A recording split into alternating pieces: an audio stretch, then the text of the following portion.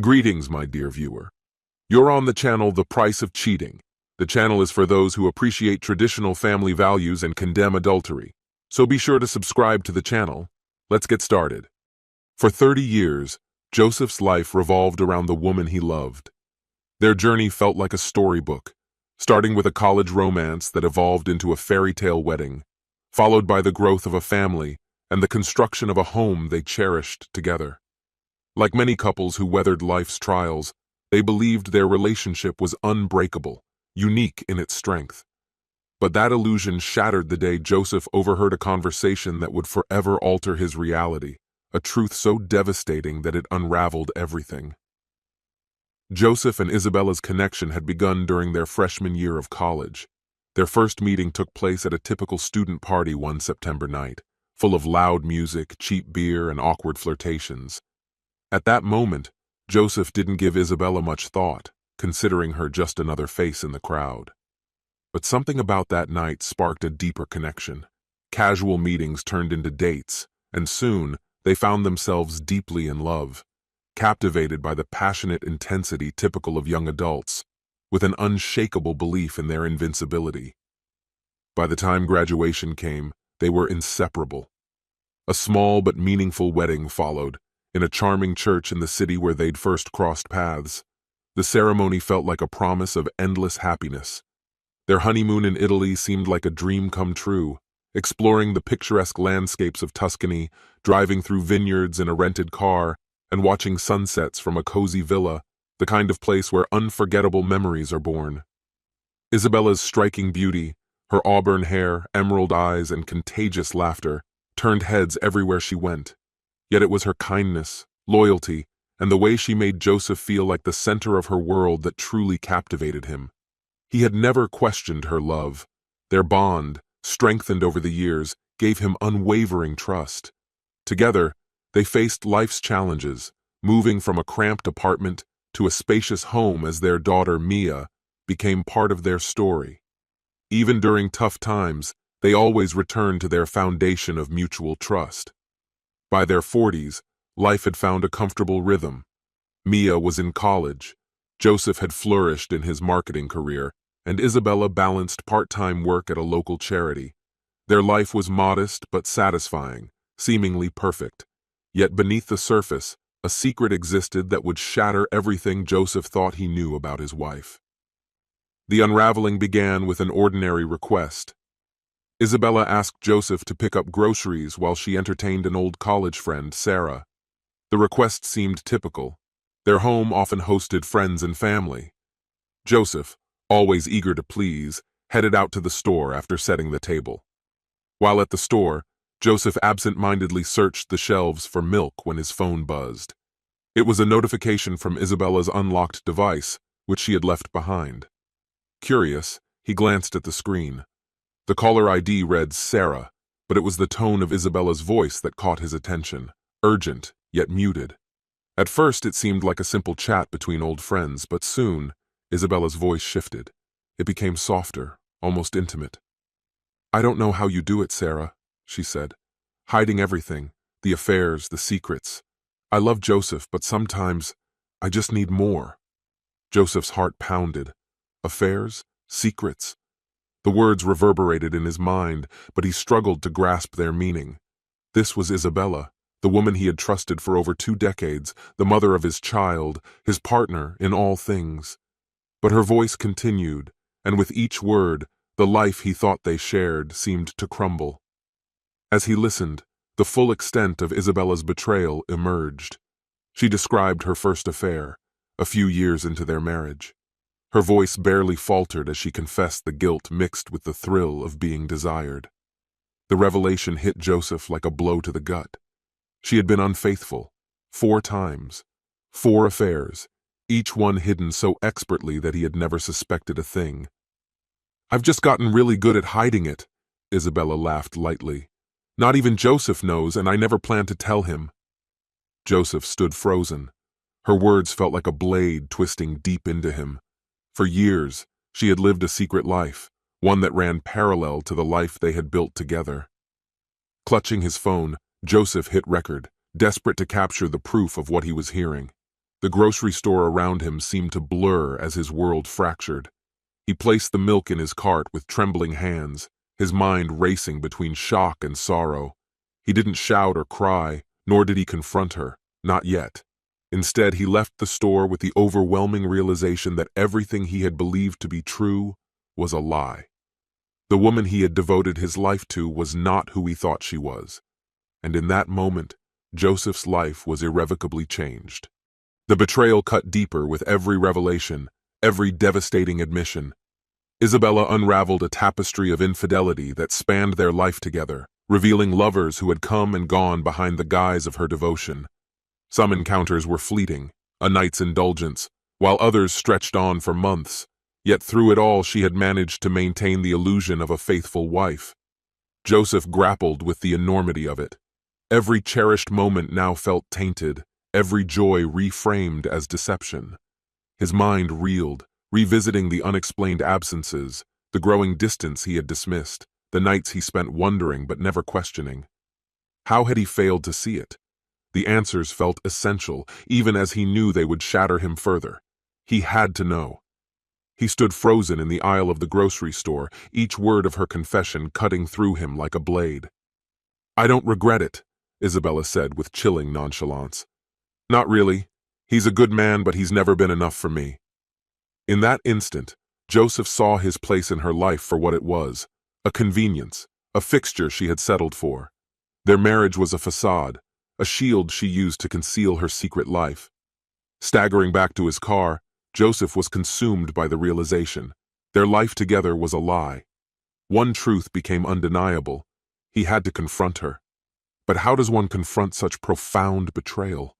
How do you face the person you've trusted for nearly 30 years, only to discover they've destroyed that trust? Joseph didn't have the answers, but he knew one thing. Their marriage was over. Sleep evaded him that night. The hours dragged on, a ceaseless torment. The conversation replayed in his mind, each word twisting the knife in his chest. The woman he had loved, the mother of his child, had become a stranger, cloaked in lies. By morning, he was no closer to finding the courage to confront her. Their morning routine felt like a charade. Breakfast was prepared, their daughter's activities discussed, plans for the day exchanged, all of it hollow, meaningless. Each interaction deepened his anguish. When Isabella leaned in for a goodbye kiss, Joseph recoiled, unable to feign normalcy. "Is something wrong?" she asked, her voice laced with concern, yet utterly unaware of the storm inside him. "I'll be fine," he replied tersely, his tone colder than intended. Now was not the time, not while his emotions burned so raw. After she left, he sat at the kitchen table, staring at the empty chair she had occupied moments earlier.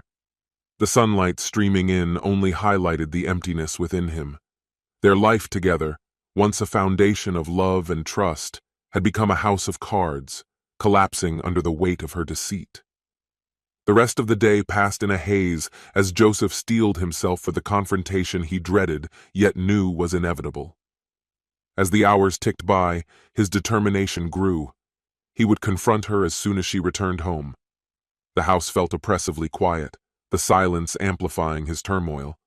He rehearsed what he might say, though the words felt inadequate. Would she deny it? Beg for forgiveness? The uncertainty was suffocating, but his need for answers overpowered his fear. When Isabella finally walked through the door, she carried the carefree energy of someone unburdened by guilt. Humming a tune, she kicked off her shoes and made her way into the kitchen, a bundle of herbs in hand. "Hey, Joseph," she said brightly. "I picked these up at the market. Let's make something special tonight." Joseph didn't move. His arms crossed, his expression unreadable. The time had come, and there was no turning back. "I heard you, Isabella," he said, his voice calm but laced with steel. The weight of his words hung in the air. She froze, her cheerful demeanor vanishing in an instant.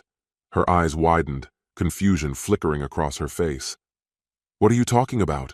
she asked hesitantly, her voice faltering. "I overheard you talking to Sarah," Joseph replied, his anger rising to the surface. "The conversation you thought I wouldn't hear. I know about the affairs. All of them. The color drained from Isabella's face. Her hand, which had been hovering over a knife, trembled before dropping to her side. Slowly, she turned to face him, guilt etched into her features. "Joseph, she began, but he silenced her with a raised hand. "Don't lie to me, Isabella," he said sharply, his voice breaking with anguish. "I want the truth. How many? How many men? How many were there, Isabella? And how long did you think you could hide this from me? From our family?" Joseph's voice sliced through the stifling silence. Isabella averted her eyes, her cheeks flushed with the shame she could no longer conceal. Her lips parted, but no words emerged, leaving her guilt to speak louder than any apology. The weight of her transgressions was evident, yet she seemed incapable of fully confronting the damage. "I don't need your excuses," Joseph continued, his voice growing harder. "Don't bother justifying this with loneliness or craving something different. For years, Isabella, years, you've lied to me. You've betrayed everything we built." The words struck her like a physical blow. Isabella visibly shrank under the weight of his anger, her once composed and confident demeanor reduced to fragility. The woman who had always seemed unshakable was now unraveling before him, exposed and vulnerable. "I never wanted you to find out," she admitted, her voice barely audible. It trembled with the weight of her regret. Her gaze dropped to the floor, unable to meet his piercing eyes. "I thought I could keep things in balance. I thought I could love you while holding on to a part of myself that wasn't yours." Joseph felt a sharp pang in his chest. For so long, he had believed in the strength of their love, in the authenticity of their bond. Now, that belief was crumbling. "You didn't think about me," he said bitterly, his voice low and steady, yet brimming with suppressed rage. "You didn't think about what this would do, to me, to Mia. What if she had found out? What if someone else had known?" Tears welled in Isabella's eyes, but Joseph found himself immune to her pain. How could he summon compassion for someone who had obliterated their life together? "I'm sorry," she choked out, her words breaking apart like fragile glass. "I've destroyed everything. I was so reckless. Don't," Joseph snapped, cutting her off. "Don't say sorry now, it's meaningless. The damage is already done, Isabella." A tense, suffocating silence followed. Isabella's sobs filled the room, but they failed to soften Joseph's hardened resolve. He had heard enough. Too many excuses, too many empty pleas. He knew there was only one way forward. "You need to leave," he said, his tone firm and unyielding. Her head shot up, disbelief and desperation etched across her face. "No, Joseph, please," she began, her voice cracking. "I mean it," he interrupted coldly. "I can't do this anymore. I can't stay in this house with you, not after this. I need space. I need to figure out where my life goes from here." Isabella collapsed onto the couch, her cries growing louder, her hands reaching for him in a futile attempt at reconciliation. But Joseph stepped back, his expression stone-cold and immovable. "I'm filing for divorce," he said with finality. "We're done. This marriage is over." Without looking back, Joseph walked out of the room, leaving Isabella behind. The walls of their home, once filled with love and laughter, now felt oppressive and tainted by betrayal. He couldn't bear to stay, not even for another moment. With trembling hands, he packed a bag and stepped out into the cold night. The sharp air stung his face, but with it came a strange sense of clarity. He couldn't undo the past or erase the lies, but he could leave them behind. He could reclaim his life. The days that followed were a blur, filled with both anguish and practicality. The divorce was grueling, a slow dismantling of the life they had once built together. Isabella fought to salvage what was left, but Joseph remained resolute. There was nothing left to save. The house was sold, and their lives divided like the scattered pieces of a shattered mirror.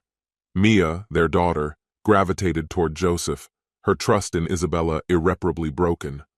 Though Isabella tried to mend their relationship, her efforts were met with a wall of hurt too tall to overcome. Joseph moved into a modest apartment on the outskirts of the city. It was a simple, quiet space, just enough to start over. The early days were excruciating, marked by waves of loneliness, anger, and grief. But slowly, Step by step, Joseph began to rediscover who he was. Freed from the weight of lies, he started to heal. The scars of Isabella's betrayal remained, but they became part of his story, a painful reminder of the lessons he had learned. Over time, her presence in his life faded. Her calls dwindled, her attempts at reconciliation unanswered. What once had been love had dissolved into something cold and distant. Letting go of the woman he had once adored, the woman he thought he knew, was the hardest part of all. She had become a stranger, someone who no longer had a place in his world. But Joseph knew he would survive. He had come to understand a harsh but vital truth. Love, no matter how deep, cannot always endure. Sometimes the people we trust most are the ones who hurt us the deepest, and sometimes the only way to move forward is to let go. This concludes the story. If you like it, then put your powerful like and subscribe to the channel. Greetings, my dear viewer. You're on the channel The Price of Cheating. The channel is for those who appreciate traditional family values and condemn adultery. So be sure to subscribe to the channel. Let's get started. It was a quiet Tuesday evening when I finally walked through the front door, utterly spent from the relentless demands of the day. The soothing scent of a homemade meal lingered in the air, blending seamlessly with the low hum of the television. As I dropped my keys into the familiar dish near the door, I let out a long, weary sigh, the day's strain bearing heavily on me. All I wanted was a peaceful evening with Harper, my wife of nearly 12 years. Our evenings followed a comforting routine: dinner, deep conversations, and sometimes curling up with a movie before heading to bed. But tonight, something was different. A subtle but undeniable tension hung in the air. Harper sat at the kitchen table, her hands clasped tightly, her forehead creased in thought. She looked up as I entered, her expression difficult to read. It was rare for her to appear so serious, especially at this hour. "Hey," I said, trying to inject a bit of levity into my tone, hoping to ease the unease that had settled between us. "Everything okay?" She motioned toward the chair across from her. "Sit down," she said quietly, her voice carrying a weight that made my stomach tighten. A knot of dread formed within me. I'd heard enough stories from friends to recognize the gravity of conversations that began this way. They rarely led to good news. I sat down cautiously, my chest tightening with apprehension. "I don't really know how to say this," she began, avoiding my eyes. "But I need to be honest with you. You know I love you, right?" "Of course," I answered, though my heart was pounding now, an ominous drumbeat in my ears. She took a deep breath, steadying herself before continuing. "I've been thinking about this for a long time, and I've come to a decision. I think we need to have a conversation about something different." Her words sent a chill through me. Something different? The phrase echoed ominously in my mind. A growing sense of dread prickled at the edges of my thoughts, but nothing could have prepared me for what she said next. "I think I want to start seeing someone else," she confessed, her tone steady but her gaze shifting away from mine. "I've met someone and I feel like I need to explore that." The world seemed to tilt for a moment, her words hitting me like a thunderclap. "Wait, what?" I managed to say, my voice barely above a whisper. "You want to see someone else?" "Yes," she said, guilt and determination etched into her face. "I know it's a lot to process, but I need to tell you the truth. I love you, always have, always will, but I need to do this for me." Her words felt like a sledgehammer to my chest. "Are you serious?" I demanded, my voice rising despite myself. "You're saying you want to have an affair and expect me to be okay with it?" "It's not about us," she said, shaking her head. "It's about me. I need this. I need you to try to understand."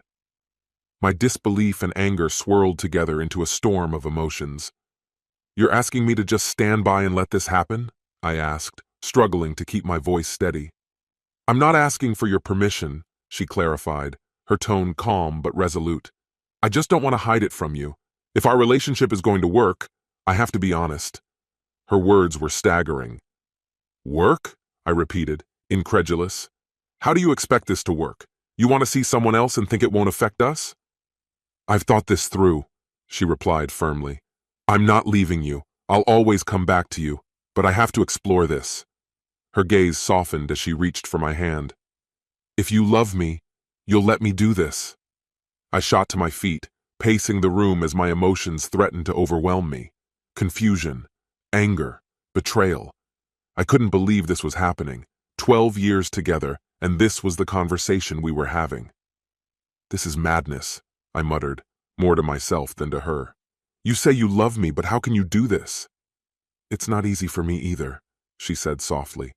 But I need you to try to see it from my perspective. Her words only deepened the wound. And what if I can't? I asked, my voice low. What if I can't accept this? A heavy silence filled the space between us. Finally, she spoke, her voice tinged with sadness. I don't know, she admitted, but I hope you'll try. I needed space, anything to clear my racing thoughts. Without another word, I left the kitchen and moved into the living room, my mind spinning. How could this be real? Harper, my Harper, was telling me she wanted to pursue someone else and still keep me in her life. It defied all logic, all sense of what I thought our relationship was built on. The days that followed were a blur of sleepless nights and unanswered questions. Her words replayed in my mind on an endless loop, each iteration twisting the knife further. Had I missed something along the way? Had we grown apart more than I'd realized? Yes, we'd had our challenges, but nothing that seemed to justify this. By Friday, I was at my breaking point. Unable to focus on anything else, I called in sick to work. I needed answers, a plan to make sense of this chaos. Despite my pain, I wasn't ready to give up on what we'd built together. Somehow, I would find a way to move forward, even if I didn't yet know how. I couldn't let Harper walk away without grasping the enormity of what she'd done. That afternoon, I sat at my desk, staring blankly at the screen. My thoughts twisted into a chaotic spiral of resolve and apprehension. I had made up my mind. I needed answers. Proof. The truth. Harper had let slip that her lover was someone she worked with, a colleague she had recently grown close to. While she hadn't revealed a name, I was determined to find out. I reached out to Charles, an old friend who'd worked as a private investigator. Charles, I need your help, I said, keeping my voice as even as possible. This is important. I need to know who my wife is seeing, where they're meeting, and what's happening. Charles didn't hesitate. His tone was sharp and professional. I'll take care of it, he assured me. Give me some time to dig into it. The following days passed in a fog. Charles was on the case, and I was left waiting. I moved into the guest room, retreating from Harper entirely. Every time she tried to engage me in conversation, I dodged her, too raw and unprepared to confront her without the full picture. By Monday, Charles had answers. Harper's lover was Thomas, a recent hire at her office. Charles had traced their movements and pieced together their routine, stolen hours spent together after work, either in his car or at his apartment. The revelation struck me like a blow. I didn't know what to do with this information, but one thing was clear. I couldn't keep living in denial. On Thursday, I decided I had to see it with my own eyes.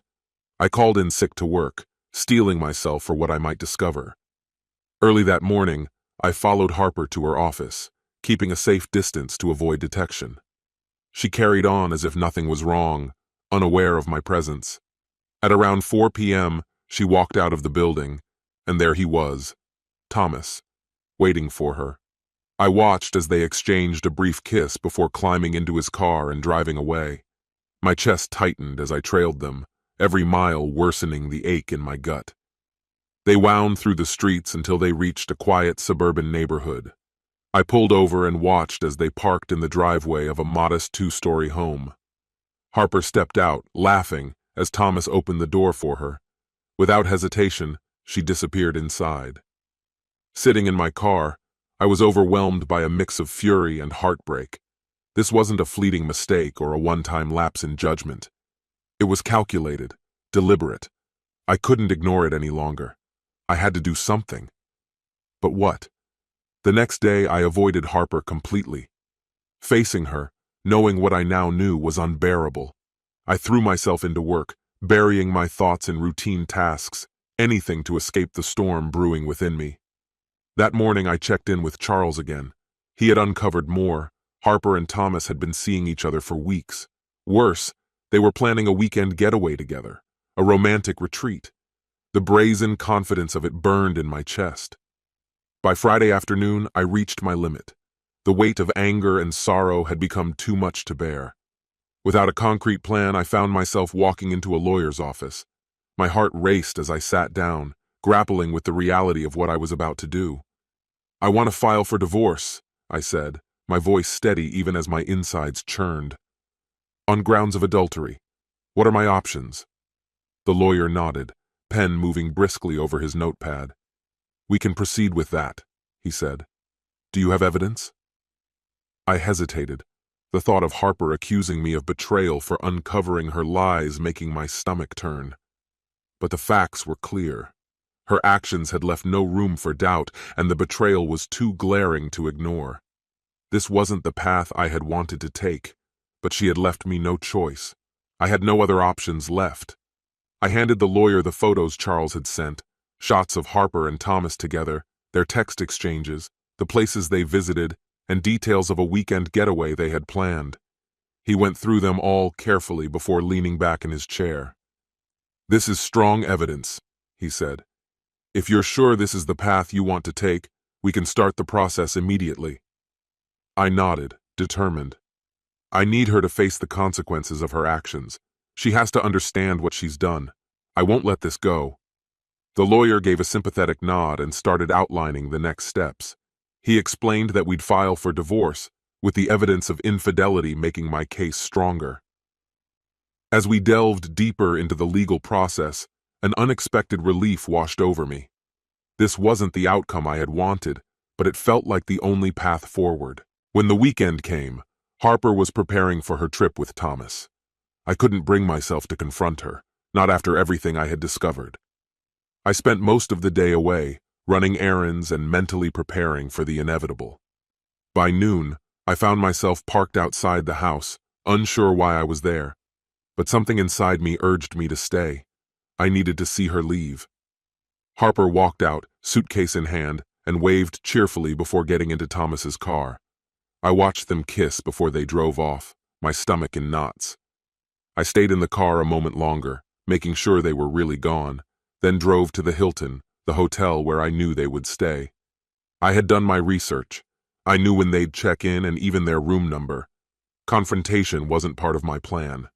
No, this would be handled another way. I checked in as a guest, requesting a room next door. Inside, I set up hidden cameras and audio devices, preparing to document everything. This wasn't just about ending our marriage. I wanted her to feel the full weight of her betrayal. Through the peephole, I saw them arrive. They went inside, and the door clicked shut behind them. My heart sank, but I steeled myself. Hours dragged on as I watched them through the cameras. I wasn't sure what I expected. Vindication, perhaps, but all I felt was hollow. Watching them together, laughing, embracing, it confirmed everything, yet it felt like my world was collapsing with each moment. The door opened briefly. Thomas stepped out, casually dressed, while Harper stood in the doorway in a robe, her hair messy from the trip. She smiled, a smile that seared into my memory. When Thomas returned, they kissed, and then moved to the bed. I couldn't look away as they undressed and made love. Each second felt like another shard of my soul was ripped away. When it was over, and they lay in bed together, a deep, raw anguish overtook me. This wasn't the justice I had imagined. It was pure torment. Eventually, I packed up and left the hotel, numb to everything around me. Back home, I sat alone in the living room, replaying the events over and over. Harper would be back on Sunday. I knew I had to face her. There was no turning back. When she walked in that afternoon, she greeted me like nothing had changed. "Hey, you look all right. How was your weekend?" I didn't answer. I stood up and met her gaze, my voice cold. "Sit down, Harper. We need to talk." Her cheerful expression faltered, but she obeyed. "What's going on? You've been so distant." "I know," I said, my voice flat. "I know everything. About Thomas, about your weekend. I know exactly what you did." her face drained of color. "What are you talking about? How could you possibly—" "I've been watching," I interrupted, the words icy. "I know where you were, who you were with, and what you did." Her eyes widened in shock. "You've been spying on me?" "I've been collecting evidence," I corrected. "You betrayed me, Harper. Did you think there would be no consequences?" I slammed the photos, footage, and phone records onto the table. The proof of her infidelity was undeniable. "You've destroyed everything," I said, my voice shaking with a mix of anger and sadness. "And I'm done." Harper stared at the evidence, her face a blend of guilt and disbelief. For the first time, I saw a flicker of regret in her eyes, but she didn't speak. She just stood there, silent. "Pack your things," I said, my voice breaking. "We're done." She didn't argue. As she turned slowly to leave, the weight of her actions settled over her. But it was too late. The damage was irreversible, and there was no fixing what we once had. This concludes the story. If you like it, then put your powerful like and subscribe to the channel. Greetings, my dear viewer. You're on the channel The Price of Cheating. The channel is for those who appreciate traditional family values and condemn adultery. So be sure to subscribe to the channel. Let's get started. The rain tapped relentlessly against the windows, filling the house with an oppressive rhythm that mirrored David's mood. He stood in the kitchen, hunched over the counter, clutching a folder so tightly that his knuckles were bone white. His eyes were drawn to the family portrait hanging above the fireplace, a relic of a happier past. In the photo, Sophia radiated joy in her favorite sundress, Liam grinned wide with a baseball bat in hand, and Emily clutched her stuffed rabbit, her smile unburdened and bright. The picture was a lie, a hollow reflection of what had once been, now shattered by the contents of the folder. Weeks of careful investigation had pieced together a grim picture: late-night texts, receipts for luxurious hotel stays, and finally a damning video. The grainy footage left no room for doubt, bringing his worst fears into sharp, undeniable focus. Sophia's laughter echoed in his mind, mingling cruelly with the voice of William, the man David had trusted as a friend for 2 decades. Even the thought of William's name left a bitter taste. The weight of betrayal pressed heavily on David's chest. His brooding was interrupted by the sharp sound of heels clicking on the hardwood floor. Sophia entered the kitchen, a vision of elegance in her tailored business suit, exuding her usual composed confidence. Without sparing him a glance, she set her tablet and briefcase on the counter and poured herself a glass of water. "David," she said briskly, her tone clipped. "I'm in a hurry. Can this wait?" "No," David said sharply, his voice cutting through the air like a blade. He tossed the folder onto the table, its incriminating contents spilling out in plain view. "We need to talk. Now." Sophia's eyes flickered to the photos and papers, and for the briefest moment, her expression faltered. Was it fear, guilt, or both? She quickly recovered, her voice steady but tense. "What is this?" she asked, picking up a photograph of her and William leaving the Mason Heights Hotel. "Have you been following me?" David's jaw tightened. "Don't play dumb, Sophia. You know exactly what this is. I've been patient, giving you the benefit of the doubt for months. But this is the truth, staring us both in the face." Sophia let out an exaggerated sigh, setting the photo back on the table with calculated indifference. "You're blowing this out of proportion. You don't know what you're talking about." David stepped closer, his voice low and firm. "Don't. I trusted you. I trusted William. And both of you threw that trust away. For what? For this?" Her composure cracked, replaced by a defiant glare. "Fine," she snapped. "You want the truth? Yes, William and I are together, but don't act like this is all on me. While you've been stuck in your dull little comfort zone, I've been out there building something for myself. Maybe if you'd been more ambitious, I wouldn't have had to look elsewhere." Her words struck like a whip, but David's anger only hardened. "This isn't about ambition, Sophia. This is about loyalty, about family. You threw away everything that mattered for a cheap thrill." Sophia's lips twisted into a sneer. "Loyalty? You're so obsessed with being the perfect dad that you forgot how to be a husband. You're predictable, David. Boring."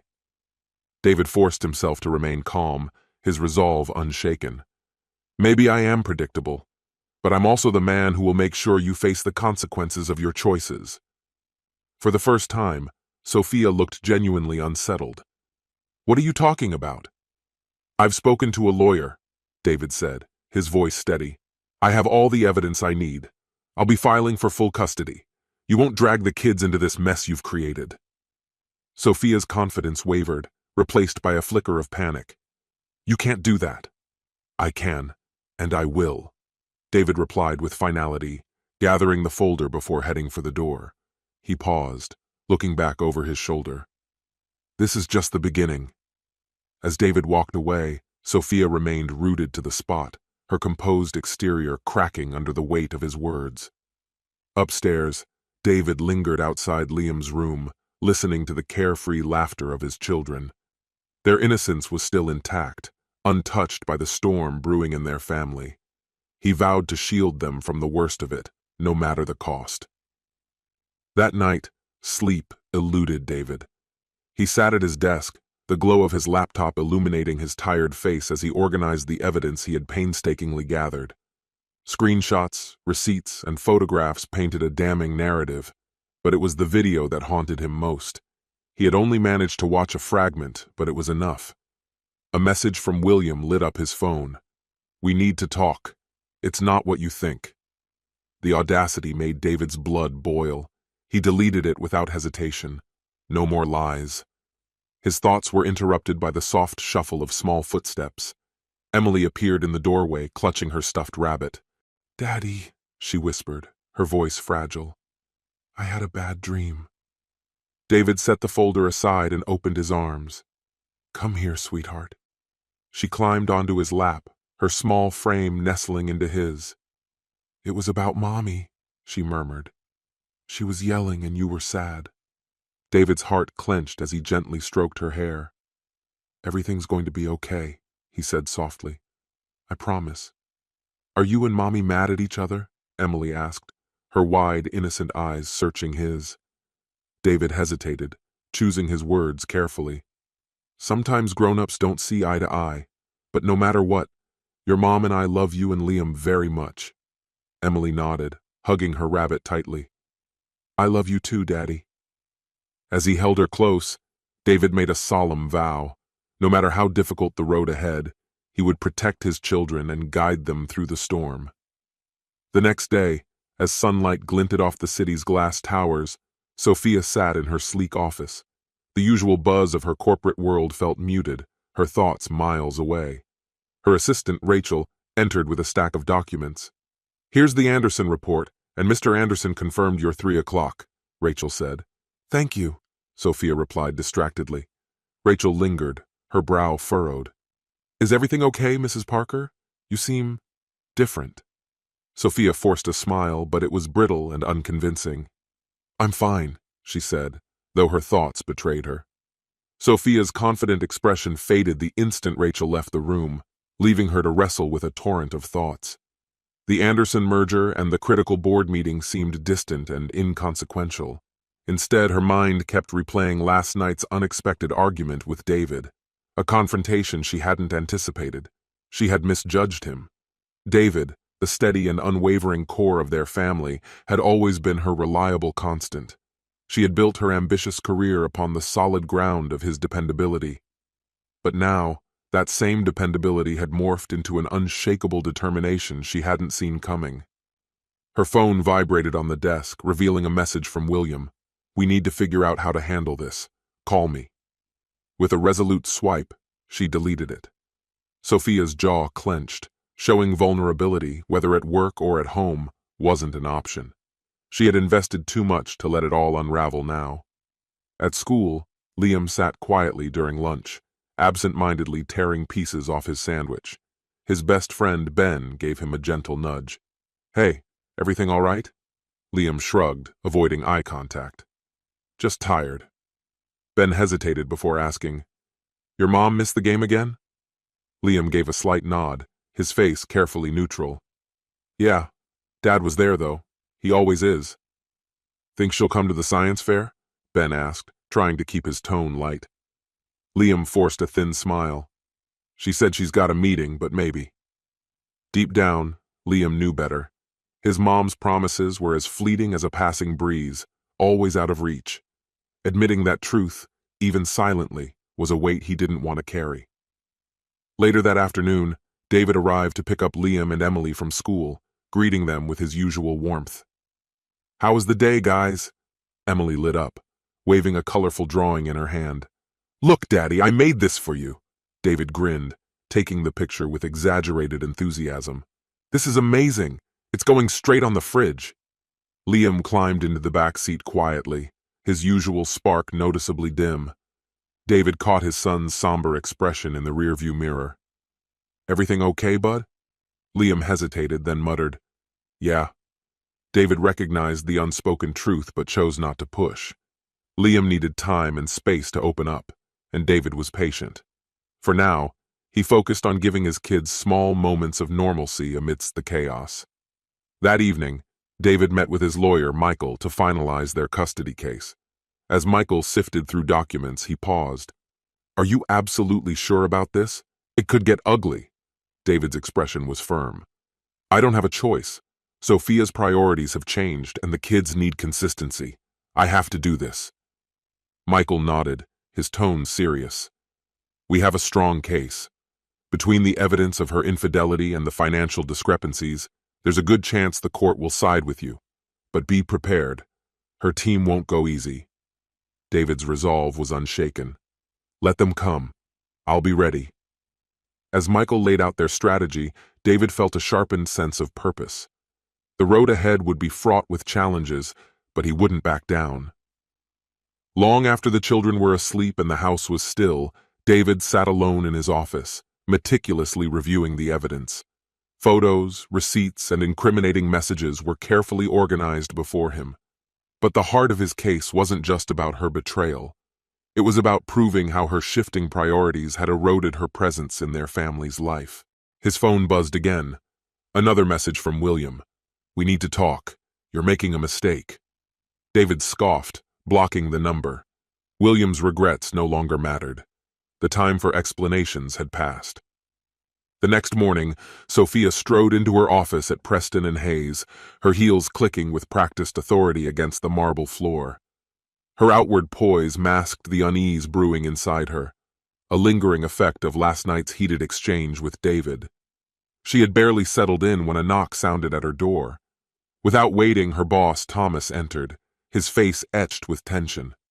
"Sophia, we need to discuss something," he said, setting a folder on her desk. Sophia straightened in her chair, forcing a calm demeanor. "Of course, Thomas. What's the issue?" He crossed his arms.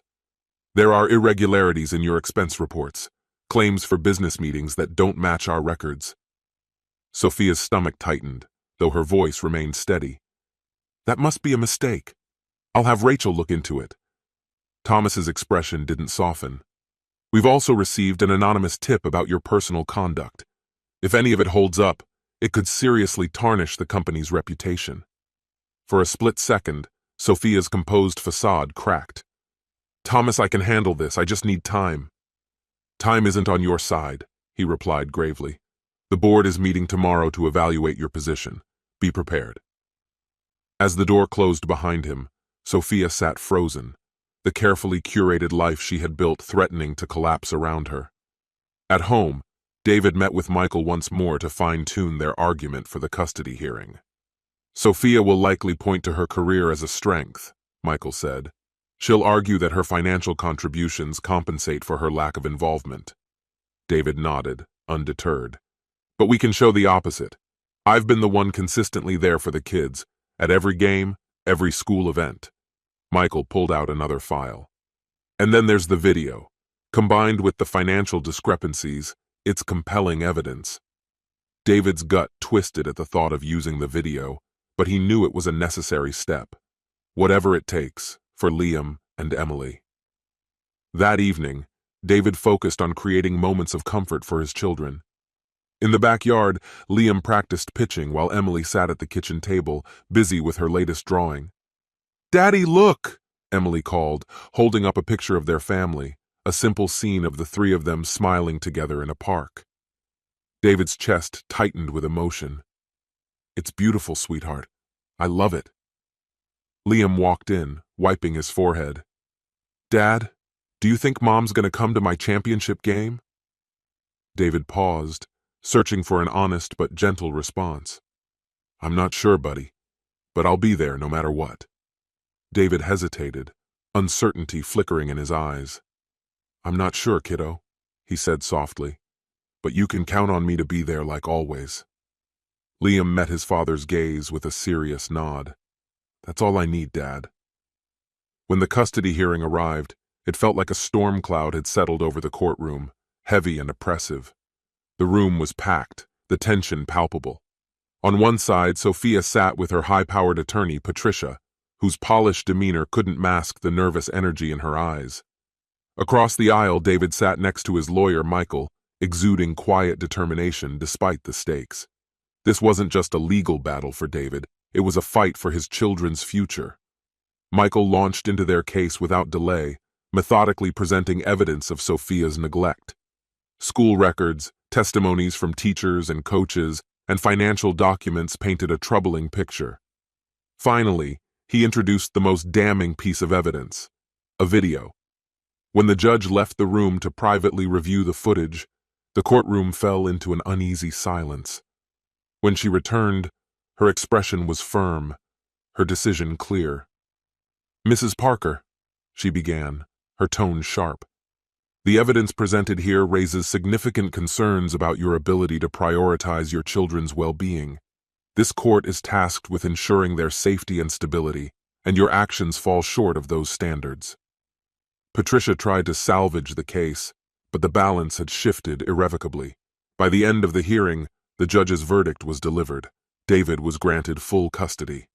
The sharp crack of the gavel punctuated the room as Sophia's composed exterior crumbled. She turned to David, her voice shaking with anger and despair. You'll regret this, she spat. David met her glare with quiet resolve. The only thing I regret is trusting you. Sophia left the courthouse in a haze, her heels clicking on the cold marble floor. Outside, the sunlight was blinding, offering no comfort. She climbed into her luxury car, gripping the steering wheel as her thoughts raced. Her phone buzzed, a message from her business partner, William. Call me when you're ready. We need to regroup. She ignored it, throwing the phone aside. What strategy could possibly fix the ruins of her life?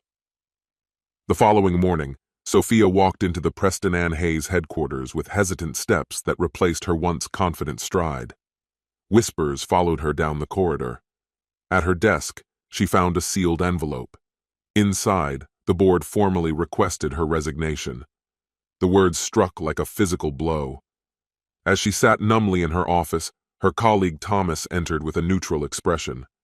Sophia, I'm sorry it's come to this. The board's decision is final. Her voice cracked as she replied, I gave everything to this company. Thomas acknowledged her contributions but explained that her personal struggles had made her position untenable. When she accused him of siding with David, he remained silent, only gesturing to the box on her desk.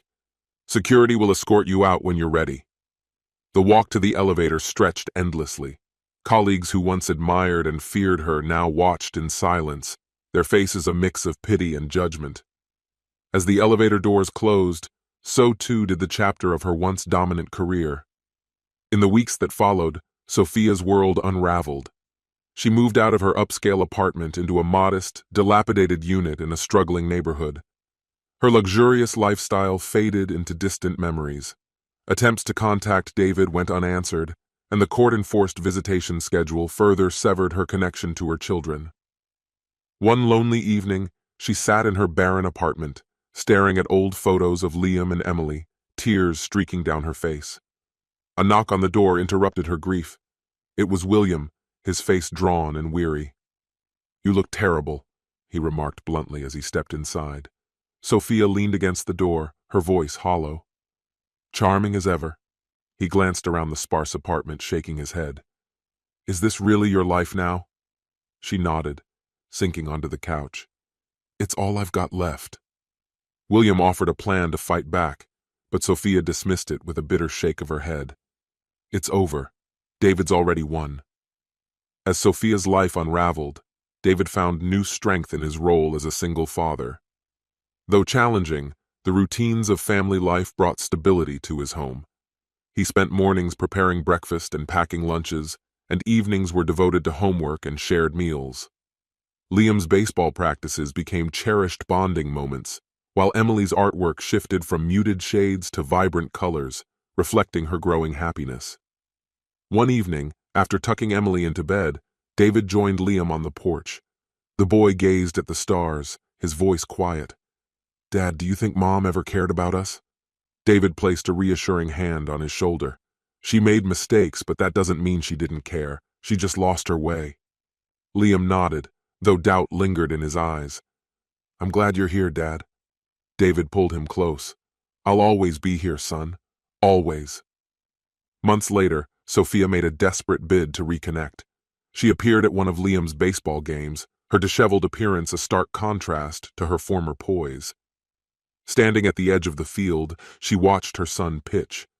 David spotted her immediately, his jaw tightening. To avoid a scene, he signaled the coach, who quietly ensured that security escorted her away. Her presence caused barely a ripple. After the game, Liam approached his father.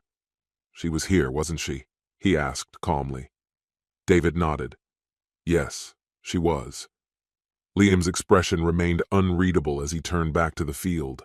His focus was already on the life they were building, a life where he felt secure and loved. Liam's expression was resolute, his voice steady and firm. "I don't want to see her," he declared without hesitation. David knelt beside him, his tone low and steady, radiating understanding. "That choice is yours, Liam. You're old enough to decide what feels right for you." Liam's unwavering gaze met David's, and he nodded sharply. "I just want everything to stay the way it is." David placed a reassuring hand on his shoulder. "And it will," he said with quiet conviction. "We're in this together." In a dimly lit kitchen miles away, Sophia sat hunched over a cluttered table, her eyes fixed on an intimidating stack of overdue bills. The apartment's disarray reflected her inner turmoil. Her hair hung limp, makeup smudged from the tears she couldn't entirely suppress, and her clothes hung loosely on her frame. The heavy knock on her door startled her out of her trance. Quickly wiping her face, she braced herself. For a moment, she thought it might be William. Instead, a sharply dressed man stood in the doorway holding a folder. "Mrs. Parker," he began, his voice brisk and businesslike. "I'm here on behalf of the collections agency. We need to discuss your unpaid debts." Sophia's shoulders sagged as she met his unflinching gaze. "I've already told your office. I need more time." The man's expression didn't soften. "Unfortunately, time has run out. Unless we receive a payment by the week's end, legal action will follow." Closing the door with shaking hands, Sophia leaned against it, her heart pounding. The crushing weight of her financial ruin threatened to overwhelm her. Once a symbol of her success, her life now felt like a monument to her failures. Determined to find a way out, she began contacting old colleagues, desperate for a lifeline. Yet, the scandal that had tarnished her name followed her everywhere, slamming door after door in her face. Each rejection deepened her despair. Then, a lifeline came unexpectedly. Claire, a friend she hadn't spoken to in years, called out of the blue. "Sophia," Claire said softly, her tone filled with concern. "I heard about everything. If you're serious about starting over, I think I can help." Sophia's heart skipped a beat. "I'll do anything," she replied without hesitation. "It's nothing fancy," Claire warned. "An admin job at a small startup, but it's a start." Swallowing her pride, Sophia agreed immediately. "I'll take it." The work was humbling, managing schedules, answering phones, and ordering supplies, but it was her chance to begin again. For the first time in months, a faint glimmer of hope began to shine through the darkness. While Sophia was rebuilding, David's life had settled into a comfortable rhythm. His days were filled with work and family, and the wounds of the past had faded into quiet acceptance. One evening, during dinner, Emily's eyes lit up as she asked, "Daddy, can we go to the park this weekend?" David smiled warmly. "Of course. How about you, Liam? Feel like practicing baseball?" Liam's face brightened. "Yeah, let's do it." David treasured these simple, joyful moments, the love and laughter he'd worked so hard to cultivate for his children, far from the turmoil of their past. A few weeks later, a letter arrived. David froze when he recognized the handwriting. It was Vanessa's. Slowly, he unfolded the paper. "Dear David," it began, "I know I'm the last person you want to hear from, but I need you to know I'm trying. Therapy, a job. I'm working hard to become someone the kids deserve. I don't expect forgiveness, but I hope Liam and Emily might give me another chance. Please let them know I think of them every day. Sophia." David set the letter aside, conflicted. While he wasn't ready to reopen the door to her, he couldn't ignore the sincerity of her effort. That weekend, as promised, David took the kids to the park. Emily dashed to the swings, giggling, while Liam grabbed his glove, eager for baseball practice. With every swing of the bat, Liam's confidence grew. "Nice hit, buddy," David called after a particularly strong one. As they packed up to leave, David noticed a familiar figure seated on a bench in the distance. It was Sophia. She looked different, her shoulders less rigid, her face soft with emotion. Liam spotted her too, and his expression hardened. "She's here," he said coldly. David crouched down to his level. "Do you want to talk to her?" he asked gently. "No," Liam replied firmly. "I don't." David nodded. "All right, let's go. It's your choice." They walked away without a word, leaving Sophia alone on the bench, tears streaming silently down her cheeks. Back at her job, Sophia threw herself into every task with fervor. She volunteered at a shelter and worked with her therapist, Dr. Patel, to confront the choices that had led to her downfall. "You've been chasing external approval your whole life," Dr. Patel told her one day. "Now you need to find peace within yourself." Sophia's voice trembled as she responded, "I just want my kids to know I'm trying." "They'll see that," Dr. Patel assured her. "But trust takes time. It's built through consistent actions." Months later, Sophia wrote David another letter. She included photos of Liam's baseball games she'd found online and drawings Emily had made. "Dear David," the letter read, "thank you for giving the kids a stable home. I see how much they've thrived under your care. I'm not asking for immediate changes, but I hope to earn a place in their lives, even from a distance." This time, David didn't dismiss the letter.